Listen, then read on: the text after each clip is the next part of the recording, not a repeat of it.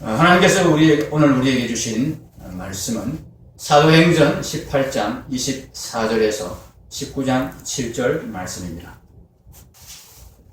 말씀의 제목은 주연은 예수님입니다. 잔치의 주연이 아니고 드라마의 주연을 말하는 겁니다. 예수님이 주인공이시다. 예수님이 이 사도행전의 주인공이십니다. 사도행전을 다른 말로 성령행전이라 그렇게 부르기도 합니다. 사도행전이라 이름을 붙이니까 사도들이 주인공이 된 것 같아서 오해가 있습니다. 사실은 사도행전이 아니고 성령행전입니다. 주 예수님께서 성령님을 통해서 이루어 가시는 일들이 사도행전에 기록되어 있습니다. 그러니까 사도행전을 읽으면 읽을수록 묵상하면 묵상할수록 그것이 더 명확하게 분명하게 드러나는 것을 확인할 수 있습니다.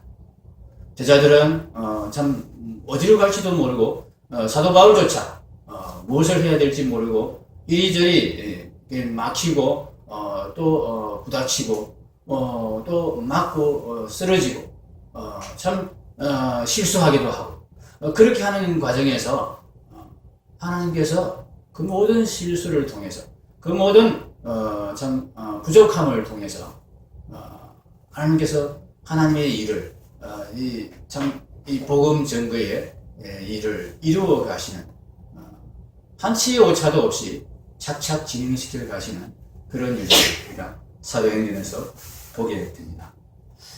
오늘 말씀에 특별히 그런 부분들을 우리가 더 잘 확인할 수 있을 것입니다. 바울의 전도 사역에 있어서 가장 중요한 중심지역 두 곳을 꼽으라 하면 여러분 어디를 꼽으시겠습니까?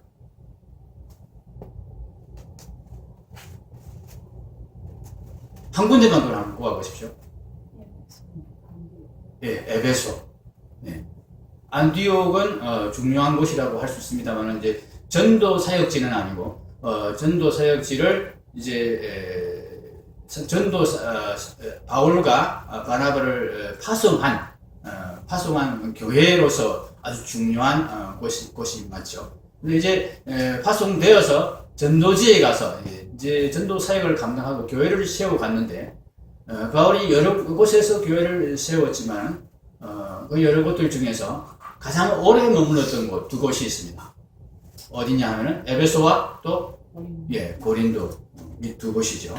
고린도는 최소한 1년 6개월 이상을 머물렀고 에베소는 최소한 2년 3개월 이상을 머물렀습니다. 두 군데가 이제 다른 기간까지 준비 기간까지 합치면 거의 3년간을 머물렀지 않았나 그렇게 생각됩니다. 고린도는 어떤 지역이냐 하면은 지도를 보시면서 한번 설명을 들으시기 바랍니다. 자, 고린도가 어디쯤에 있습니까? 뒤에 계신 분들은 안 보이죠? 안 보이시면 지금 앞으로 옮기셔도 됩니다.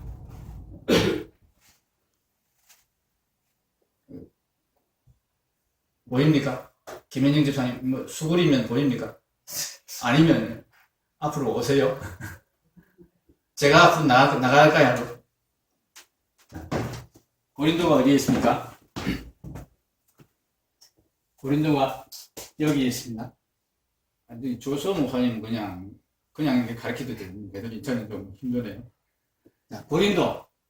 여기 고린도입니다. 여기 고린도. 에베소는 어디에 있습니까? 네. 오른쪽 맞은편에 고린도 맞은편 에베소. 이렇게 바다를 이게 무슨 바다입니까? 이건 보이죠? 무슨 바다입니까? 에게해입니다. 에게해를 사이에 두고 마주보고 있는 도시가 고린도입니다. 물론 아테네가 더 정면으로 마주보고 있지만 고린도도 이 바다를 통과해서 이렇게 배가 들어가면 해안 근처에 있는 도시입니다. 그러니까 배로 이렇게 연결이 될 수 있는 그런 지역이죠. 상당히 거리가 멀비다마는 옛날 이 고대 시대에는 가장 편리한 교통수단이 배였습니다. 그 배는 그냥 가만히 타고만 있으면 바람이 불려서 그냥 쭉 가지 않습니까? 배가 다른 교통수단보다 훨씬 더 빠르고 편리한 그런 교통수단이었습니다. 그러니까 이 배가 자주 있습니다. 그냥 자주 있어서 이 두 도시 간의 왕래가 아마 육지 이런 뭐 동일한 거리나 더 짧은 거리에 있는 다른 육지의 교통 도시보다 더 많이 왕래가 있는 그런 도시다. 그렇게 여러분 생각하시면 됩니다. 그래서 이 고린도를 떠나서 바울이 배 타고 그냥 여기서 바로 이렇게 들렸다가 이렇게 안디옥으로 가려고 했다가 여기서 이 유대인들이 바울을 죽이려고 기다리고 있다는 소식 때문에 할 수 없이 육로로 해서 저리 돌아가서 이렇게 육로를 해서 이제 안디옥으로 돌아가는 것입니다. 근데 그렇게 돌아가면서 여기 에베소에다가 브리스길라 아굴라 부부를 떨어뜨려 놓고 같이 이제 여기 고린도에서 브리스길라 아굴라 부부를 만나서 많은 도움을 받고 전도 사역을 했는데 기억나시죠? 기억 안 나십니까? 이 고린도에서 천막업을 하는 아굴라 부부를 만나서 여기서 오랫동안 사역을 했습니다. 오랫동안 사역을 하려면 뭐가 필요합니까? 먹고 사는 문제가 해결되어야 됩니다. 먹고 사는 문제가 누구 때문에 해결됐느냐? 바울이 혼자서 만약 천막업을 했다면 그렇게 오랫동안 전도하면서 지내기가 참 어려웠을 것입니다. 그런데 독립체가 생겼단 말이에요. 그 브리스길라 아굴라 부부가 천막업을 같이 하면서 바울을 많이 도왔다는 뜻입니다. 그래서 이 고린도에서 바울이 오랫동안 사역을 할 수 있었던 거죠. 여기에서 같이 사역을 하다가 바울이 떠날 때에 브리스길라 아굴라 부부가 같이 살았지 않습니까? 그래서 우리도 같이 갈래요. 바울 선생님 이렇게 된 거예요. 그래서 따라서 이렇게 바울과 함께 따라오다가 이 에베소에서 바울이 브리스길라 아굴라 부부를 여기다 떨어뜨려줍니다. 당신들 여기 계세요. 내가 다시 돌아올 겁니다. 다시 에베소로 돌아오겠습니다. 내가 돌아올 때까지 여기서 준비하고 계세요. 아마도 성경에 그렇게 기록되지 않지만 그런 말을 하면서 남겨뒀을 것입니다. 동시에 이 고린도가 아주 이게 뭡니까? 어떤 의미에서는 가깝지 않습니까? 이 고린도 교회가 내가 계속 걱정이 되는데 두 사람이 고린도 교회 소식을 계속 들으면서 고린도 교회를 잘 살펴주세요. 잘 돌봐주세요. 아마 그런 부탁도 했을 것입니다. 이렇게 이제 에베소에 브리스길라와 아굴라 부부를 남겨놓고 바울은 이제 떠나서 이제 다시 3차 전도 여행을 이제 시작해서 3차 전도 여행이 이거죠. 3차 전도 여행. 빨간 점선 여기서 출발해 안디옥에 출발해가지고 최초에 전도했던 1차 전도 여행 지역 루스라, 더베, 이고니온, 비시디아, 안디옥 이곳을 통과해서 그곳에서 이제 교인들을 격려하고 믿음 생활을 잘하고 있는지 다시 한번 점검하고 그렇게 쭉 돌아가서 이제 이 에베소에 이르게 됩니다. 위쪽 지방을 둘러가지고 에베소에 이르게 됩니다. 오늘 이제 이 말씀의 내용은 이런 상황을 배경으로 하고 있습니다. 근데 이렇게 바울이 에베소에 브리스길라와 아굴라 부부를 떼어두고 이제 떠나간 그 상황에서 브리스길라 아굴라 부부가 이제 에베소에서 바울이 다시 돌아올 것을 준비하며 뭔가 이제 거점을 확보하고 전도를 이제 본격적으로 할 수 있는 그런 준비를 하고 있는 그때에 지금 우리가 읽은 본문의 18장 24절이 시작이 되는 겁니다. 알렉산드리아에서 난 아볼로라는 유대인이 에베소에 이르렀다. 에베소에 나타난다. 그리고 알렉산드리아는 어디에 있습니까? 이것도 제가 또 내려가야 되겠거든요. 알렉산드리아는 여기 있습니다. 여기 있습니다. 여기 어디입니까? 이들이.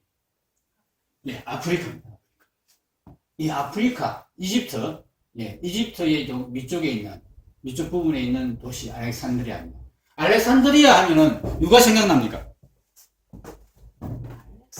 예, 알렉산더 대왕이 생각나셔야 됩니다. 알렉산더 대왕의 이름을 따서 만들어진 도시가 알렉산드리아입니다. 이 알렉산드리아는 로마 제국 내에서 수도 로마 다음으로 큰 도시입니다. 두 번째로 큰 도시. 세 번째로 큰 도시가 콘스탄티노플입니다. 이렇게 로마 제국에서 수도 다음이니까 뭐 당연히 로마는 수도니까 크겠지만은 수도 다음으로 이 알렉산드리아가 큰 도시였다 하는 것이 참 특이합니다. 지금은 우리가 아프리카, 이집트 뭐 우습게 여기지만은 이 고대 시대 예수님 당시에는 대단했다는 얘기죠.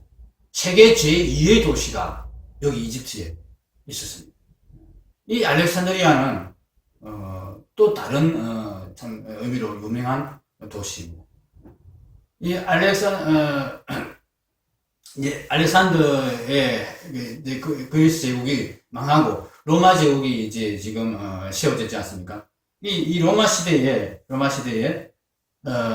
이제 그 로마는 저기 의도적으로 로마의 문화, 그러니까 헬레니즘 문화를 로마의 그 문화로 삼고 그 식민 지역에 그 문화를 보급하기 위해서 애를 썼습니다.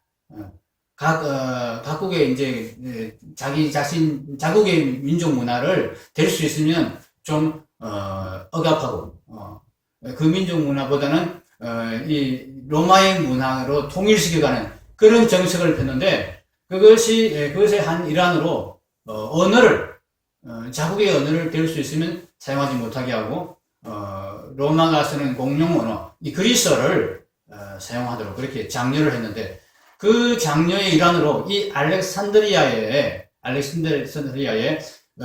유대인 랍비를 모으게 해서 유대인의 성경, 구약 성경을 그리스어로 번역을 시키는 일을 합니다. 이것이 알렉산더의 나라 헬레니즘 시대 때부터 시작이 됐는데 로마 시대에 와서 이것이 완성이 됩니다. 지금 우리가 70년 인력이라 부르는 성경이 이 알렉산드리아에서 번역이 되었습니다. 그 히브리어 성경이 그리스 성경, 헬라어 성경으로 번역된 곳이 바로 이 알렉산드리아입니다. 그 이후로 그 성경 번역 작업을 위해서 유대의 가장 탁월한 랍비들이 여기 다 모였습니다. 그래서 성경 번역 작업이 뭐 단숨에 끝나는 일이 아니지 않습니까? 오랜 기간 머물면서 이 사람들이 아마 거기 많이 정착을 한 것 같습니다. 그래서 이 알렉산드리아는 여러 가지 의미로 이렇게 문화적인 그런 부분에서 아주 문화가 발달한 그런 도시였지만은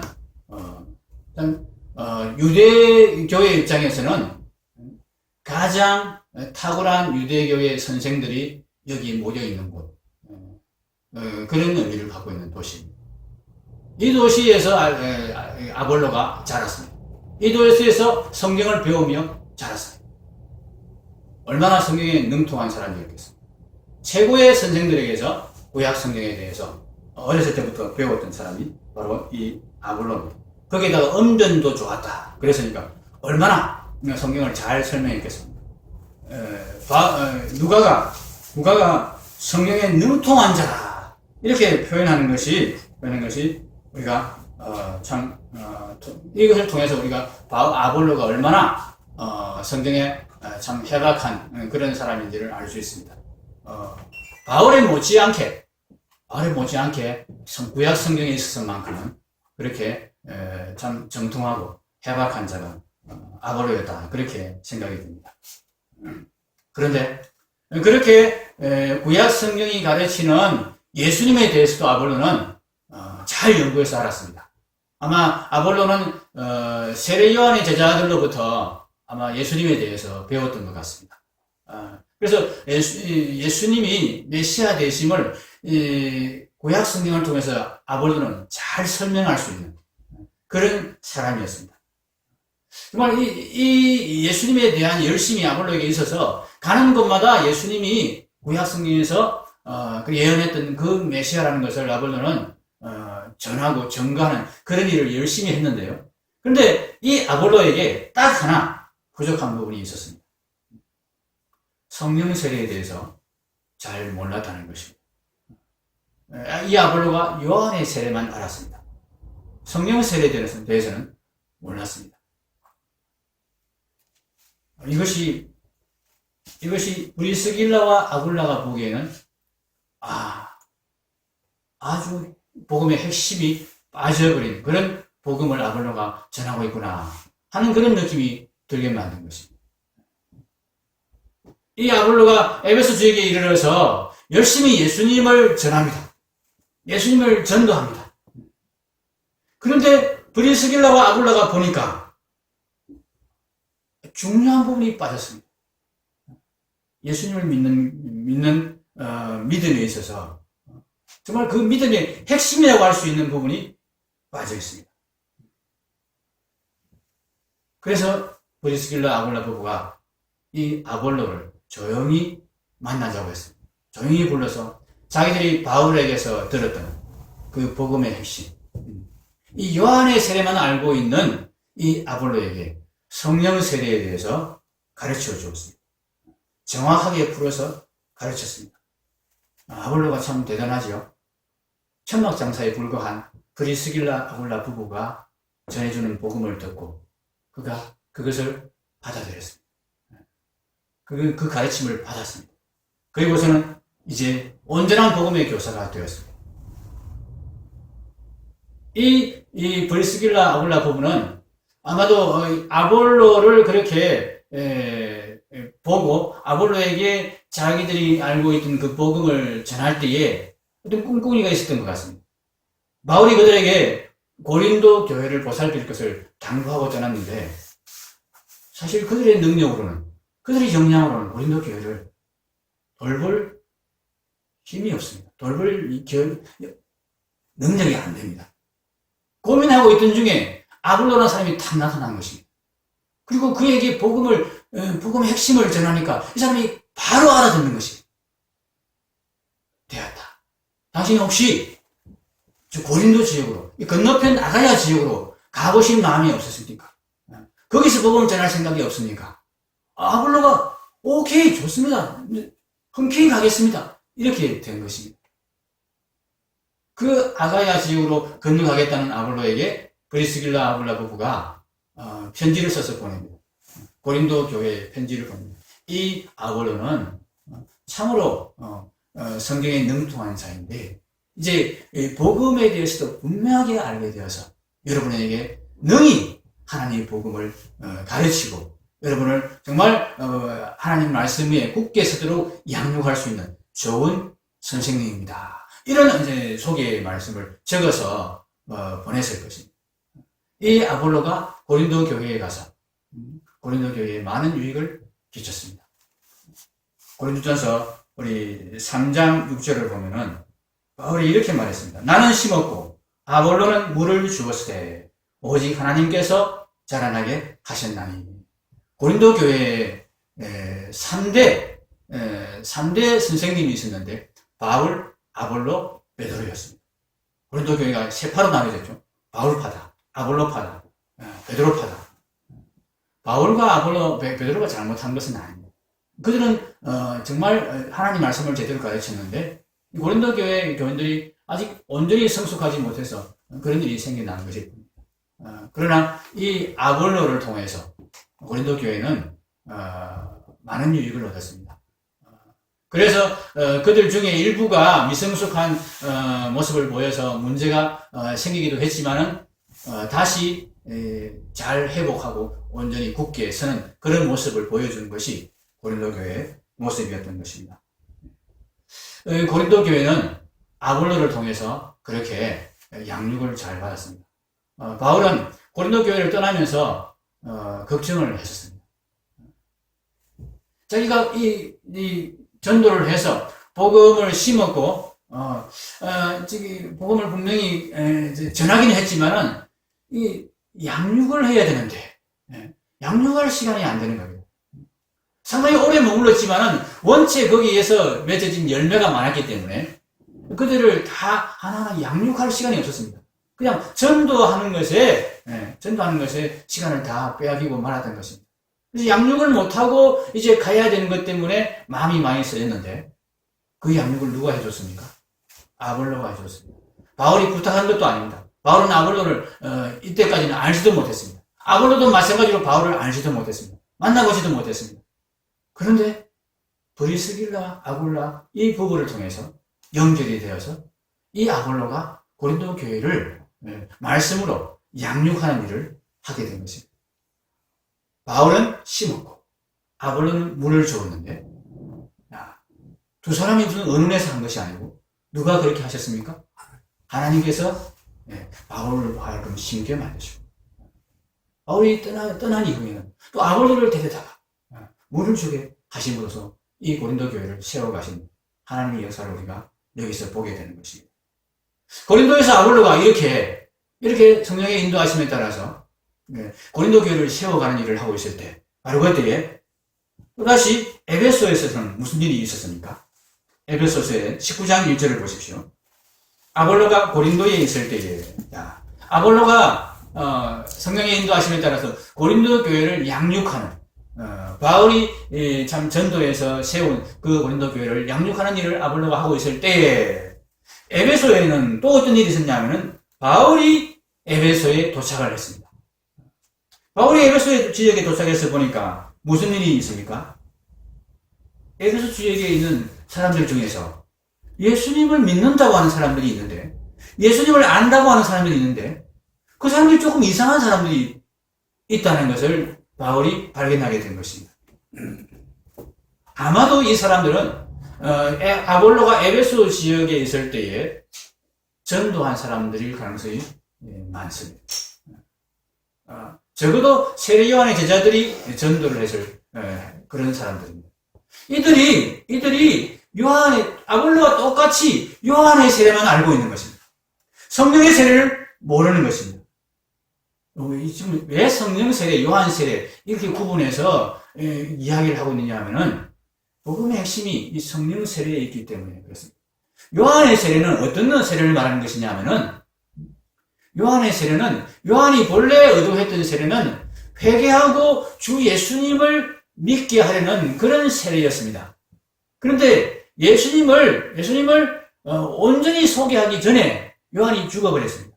예수님의 그 십자가와 예수님의 부활을, 그리고 부활 이후에 예수님께서 보내시는 성령의 그 선물을 요한이 알기 전에, 요한이 소개하기 전에 요한은 죽어버린 것입니다. 그래서 요한의 제자들은 예수님의 십자가도 모르고 예수님의 부활도 모르고 예수님의 부활하신 예수님께서 보내시는 성령의 역사도 모릅니다. 그냥 단지 요한이 가르쳤던 그 세례만 압니다. 요한의 세례는 뭐냐? 너희들이 회개해라. 너희들이 죄악에서 돌이켜야 된다. 이것을 가르쳤던 것입니다. 죄악에서 단지 돌이키는 그것으로 끝나서는 안 되는 것인데 요한의 세례만 배웠던 사람들은 그것에 머물러 있었던 것입니다. 인간의 뉘우침, 인간의 자기 결단, 이것에 머물러 있던 것이 요한의 세례였습니다. 자기의 노력과 자기의 열심으로 하나님 앞에 제대로 어렵게 살아보겠다고 결단하고 뉘우치고 막 노력했던 자들이 바로 이 요한의 세례였습니다. 예수님을 믿는다고 하는데 예수님 믿는다는 의미가 무엇인지 잘 모르고 예수님의 말씀에 순복해서 하나님 말씀을 잘 지키려는 유대교와 거의 내용상으로 예수님을 부인하지는 않지만은 예수님의 그 죽으심과 예수님의 부활하심에 예수님의 그 주 대신의 의미가 무엇인지를 제대로 알지 못하는 자들이 바로 이 요한의 세례만 아는 자들이었습니다. 그럼 우리가 예수님을 믿는다는 것이 무슨 의미입니까? 예수님을 믿고 내가 착하게 살아야지, 열심히 살아야지, 말씀대로 살아야지 결심하는 것이 아닙니다. 예수님을 믿는 것은. 예수님을 믿는 것은 내 주인을 바꾸는 것입니다. 내가 열심히 노력하는 것을 예수 믿는다고 말하는 것이 아니고 나를 포기하는 것입니다. 어떤 면에서는 내 열심을 내려놓는 것입니다. 내 주인을 바꾸고 예수님을 내 주인으로 모셔서 예수님께서 내 인생의 주인 되시는 자리를 내가 내어드리겠습니다. 나로서는 아무리 열심히 노력해도 아무리 결단을 해도 하나님의 말씀을 지킬 재주가 없고 지킬 능력이 안 되기 때문에 이제 내가 하지 않고 예수님께 내 삶을 맡기겠습니다. 예수님이 해주십시오. 성령님께서 부활하신 예수님을 내가 구주로 주인으로 모셨으니 주님께서 성령님을 내 안에 보내셔서 성령께서 내 주인이 되셔서 내 삶을 주장하셔서 나를 끌고 가시고 나를 강권하셔서 하나님 말씀을 지키는 자로 만들어 주십시오. 이렇게 나를 내어드리는 것이 예수님을 믿는 것입니다. 그 믿음을 고백하는 자들에게 주 예수님께서 성령을 선물로 보내신 것입니다. 그 믿음을 가진 자들에게 성령님이 오셔서 성령님이 자기의 뜻대로 우리를 만들어 가시는 역사가 일어나는 것입니다. 이것이 성화의 역사입니다. 예수 믿는 자에게 일어나는 성화입니다. 예수를 믿는다고 하면서 착하게 살려고 노력하는 그것으로 예수 믿는 삶이 전부인 것으로 착각하고 있는 사람들이 있습니다. 요한의 세례만 아는 자들입니다. 바울이 이 부분을 꿰뚫어보고 그들에게 성령 세례에 대해서 예수님의 이름을 믿는 것, 예수님을 주로 영접하는 것, 그로 인해서 주 예수 그리스도께서 주시는 성령의 선물을 받는 것, 이것이 진정한 믿음이요, 진정한 회개요, 진정한 구원이라는 것을 그들에게 가르친 것입니다. 그들이 비로소 예수님을 온전히 믿게 되었습니다. 예수님을 주인으로, 구주로 영접하게 되었습니다. 예수님을 왕으로 영접하게 되었습니다. 그렇게 그들이 예수님에 대한 믿음을 고백할 때 주 예수님께서 그들에게 성령을 선물로 주시는 표를 나타내 주셨습니다. 그들이 방언을 하고 예언을 하게 해주셨습니다. 성령님이 임하신다고 반드시 방언이 있어야 되고 반드시 예언이 나타나야 되는 것은 아닙니다. 이때는 특별하게 확인시켜 주시기 위해서 그들이 요한의 세례만 알고 있던 그들이 이제 성령의 세례를 받았다는 그 사실을 확정시켜 주시기 위해서 방언이나 예언이라는 것으로 표시해 주신 것입니다. 아볼로의 전도에 의해서 예수님을 반쯤 믿었던 자들에게 하나님은 또 바울을 보내셔서 그들의 믿음을 온전케 하셨습니다.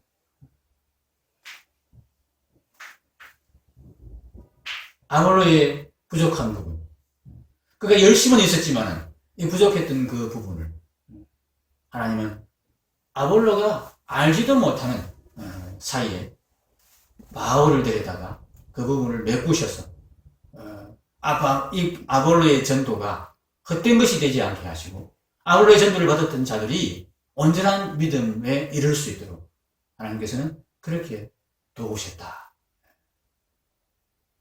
사랑하는 성도 여러분, 오늘 말씀을 통해서 우리가 분명하게 우리 마음에 확인해야 될 것들이 있습니다. 우리가 복음을 믿는다는 것이 무엇인가를, 예수를 믿는다는 것이 무엇인가를 분명하게 확인을 해야 됩니다. 그것은 바로 성령님의 내주하심입니다. 성령님이 내 안에 주인으로 와 계시는가? 이것이 우리에게 분명히 확인되어야 됩니다. 이것이 분명치 않으면 우리는 아직 예수님을 온전히 믿는 것이 아닙니다. 아직 우리의 구원은, 우리의 영생은 불확실한 것입니다. 내 삶의 주인이 누구신가? 내가 착하게 사는가? 내가 열심히 사는가? 내가 교회를 열심히 다니고 예배를 열심히 드리는가? 이것이 중요한 게 아닙니다. 내가 교회를 나가는데, 예배를 드리는데 내 의지로 나가는가? 아니면 내 의지를 꺾고 내 안에 주인 되신 분의 명령에 쫓아서 내가 순복해서 그렇게 예배를 드리고 순복해서 계명을 지키고 그렇게 하는가? 이것이 중요합니다. 내 안에 성령께서 말씀하시는 음성에 내가 내 감정도 꺾고 내 의지도 꺾고 그렇게 순복하는 일들을 내가 하고 있는가? 이것이 여러분에게 확인되시기를 바랍니다. 두 번째로 성령께서는 우리를 양육하신다 하는 것을 우리가 확인됩니다. 이것도 또한 우리의 구원의 증거 중에 하나입니다. 생명이 태어났으면 자라야 합니다. 하나님께서는 우리를 복음으로 우리에게 생명을 주시고 우리 안에 성령의 내주하심을 허락하셨습니다. 그것이 확인되는 과정이 바로 이 과정입니다. 내가 자라는가?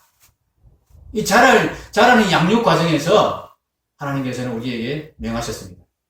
말씀을 사용하라. 기도를 사용하라. 성령께서는 우리 안에서 강압적으로, 억압적으로 우리가 원하지 않고 우리가 움직이지 않는데 일방적으로 우리를 양육해 가시지 않습니다. 우리가 동의하고 우리가 협력하고 우리가 따라올 때에 성령께서도 열심히 우리를 양육해 가십니다. 말씀과 기도를 통해서 성령께서 우리를 이끌어 가시고 우리를 자라게 하시는 이 양육을 받으시기 바랍니다. 내가 자라가고 있는가? 이것이 성령께서 내 안에서 역사하고 있는가? 성령의 내주하심이 있는가? 하는 것을 판단할 수 있는 중요한 근거입니다. 내가 예수 믿은 지가 10년이 지났는데 10년 전이나 지금이나 똑같은 모습이다. 이러면 우리는 조금 우리 자신을 돌아봐야 됩니다. 내가 지금 참 사람들에게 손가락질 받고 사람들에게 참 못됐다고 그렇게 지적을 받는다 할지라도 내가 3년 전에 비해서는 훨씬 많이 좋아졌고 훨씬 말씀을 통해서 기도를 통해서 내가 참 나아지고 자랐다. 이것이 분명해지면 나는 예수 믿는 사람이고 나는 구원 받은 사람임이 확실합니다. 이것을 여러분이 확인하면서 예수님을 믿으시기 바랍니다. 세 번째로 마지막으로 가장 중요한 부분입니다. 이런 모든 우리의 신앙생활에 있어서 우리가 실패할 수도 있고 우리가 우리의 부족함을 발견하고 확인하고 그것 때문에 낭망하고 낙심할 수 있습니다. 그러나 그렇게 하지 말라고 오늘 말씀이 우리에게 가르쳐 주십니다. 우리의 부족함 그것 때문에 우리는 실패하지 않는 것입니다. 우리가 그리스도 안에 있으면 우리가 주 예수님을 우리의 주인으로 모시고 있으면 나를 세워가시고 우리 교회를 세워가시는 분이 누구시라고요? 내가 아니고 우리 주 예수님이시라고. 주인공이 누구라고요? 예수님이시라고. 주연이 누구라고요? 예수님이시라고. 나는 보조입니다. 내가 모든 그 드라마의 모든 진행 과정을 내가 다 알 필요도 없고, 그래서 내가 다 커버해서 부족한 부분을 메꿔야 될 필요도 없습니다. 내게 맡기신 한 부분, 그 부분만 내가 해나가면, 저 부분에서 지금 뭔가 지금 일이 잘 안 되고 있는데, 저게 빨리 진행돼야 되는데, 이런 걱정을 우리가 할 필요가 없다는 얘기. 그건 주님께서 책임지십니다. 주님께서 보충하실 부분. 때가 되면 그 부족해 보이는 부분을 주님께서 참 우리가 상상할 수 없는 그런 방법으로 보충을 하셔서 온전하게 우리 교회를 만들어 가실 것입니다. 온전하게 나의 삶을 하나님께서 정말 기뻐하시고 예뻐하시는 그런 거룩한 삶으로 만들어 가실 것입니다. 내가 해야 되는 것은 하나님이 주인공이시고 예수님이 내 인생의 주연을 맡고 계신다는 것을 내 인생의 주인이 되신다는 것을 믿고 예수님이 내게 하라고 하신 한 부분, 그 부분만을 내가 열심히 순종해서 하면 된다. 그럼 바울이 할 일을 아볼로가 할 필요가 없습니다. 아볼로는 아볼로의 역할만. 사람이 보기에는 브리스길라와 아볼로가 보기에도 아주 서툴러 보이고 부족한 부분이 보이는 그런 일들을 감당했지만은 아볼로의 역할을 충분히 감당함으로써 교회를 세워가는 일에 유익을 준 것입니다. 바울이 해야 될 일을 아볼로가 할 필요가 없습니다. 아볼로는 바울이 심은 것을 자라게 하는, 양육하는 일만 했습니다. 동시에 아볼로가 해야 될 일을 바울이 할 필요도 없습니다. 바울은 고린도 교회를 심어놓고 때가 되어서 하나님께서 떠나라 하실 때 떠났습니다. 지금 떠나면 안 되는데요. 지금 양육을 해야 되는데요. 양육은 하나님께서 다른 사람에게 맡겨서 하실 것입니다. 브리스길라와 아굴라 같은 경우도 한번 생각해 봅시다. 바울이 그들에게 중책을 맡겨놓고 떠나버렸습니다. 어떻게 하지? 아볼로의 역할을 할 필요도 없습니다. 바울의 역할을 브리스길라 아굴라 부부가 해야 될 필요도 없습니다. 아볼로에게 자기들이 분명히 배웠던 그 복음을 전하는 것으로 그들의 역할을 충분히 다하는 것입니다. 하나님께서는 우리에게 교회를 섬길 때에 이렇게 우리가 감당할 수 있는 그런 일을 주십니다. 우리가 감당해야 될 부분, 그 부분 외에 다른 것을 너무 걱정하고 염려하면서 그렇게 우리가 미리 나설 필요가 없다. 주연은 우리 예수님이시니까 우리가 우리의 인생도 우리의 교회도 예수님께 맡기고 그렇게 내가 해야 될 내게 시키시는 일을 순종하는 그 일에 우리가 충성되면 될 것입니다. 기도하겠습니다.